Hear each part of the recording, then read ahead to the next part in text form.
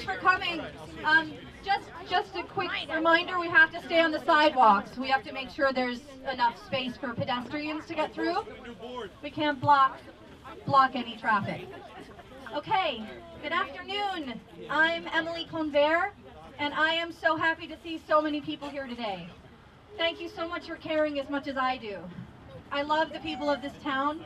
When my husband and 2 boys and I moved to Monroe 5 years ago, I was amazed at how friendly and kind the people of this town are. Monroe people have a lot of spirit and life in them. That is clearly being exhibited here today. When I saw the article in the paper 2 weeks ago saying the town of Monroe purchased this theater to turn it into a courthouse, I was horrified. Then, when I saw that there were 2 other bidders who would have kept it a theater, I got angry. How could the town take our theater from us without even asking us if it was okay? How dare they? I immediately created the Facebook page called Save the Monroe Movie Theater and almost instantly had over 100 likes. I felt comforted not to be alone in my anger and frustration.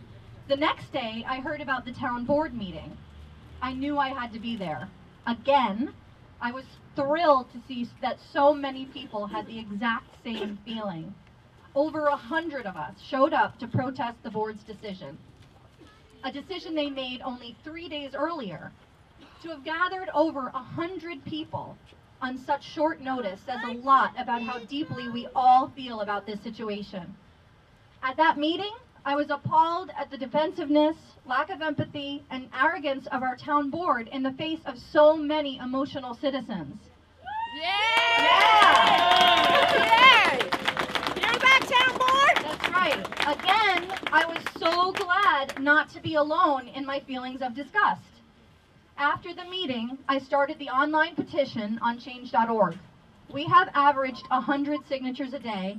Today we have over 1,100 signatures.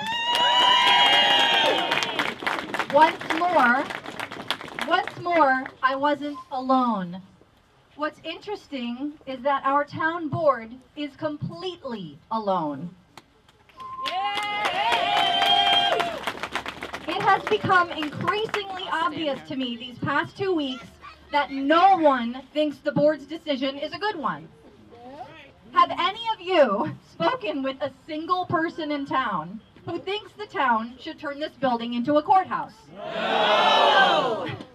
Yet, our town board has astonishingly ignored our outcry. They have ignored our emails. They have ignored our feelings completely. This is not a political issue. This is an issue that unites all of us, Democrats and Republicans, independents and non-political people. We all feel the same way. We want our movie theater back. And we don't want the town renovating a movie theater building with 6 cinemas, each with stadium seating, into a courthouse, town offices, and maybe a nonprofit movie theater, which, by the way, would be a non-profit. That means our town would get $0 of tax revenue. Not to mention, our town board has no cost estimate for this massive renovation. I could almost understand the board doing this if this were an old abandoned movie house from 50 years ago, but this is a brand new movie theater. How out of touch can 5 people be? Oh, and in case you are not up on Monroe town politics, the 5 people I'm referring to are the following board members. Supervisor Sandy Leonard, Councilman Rick Colon, Councilman Harley Doles,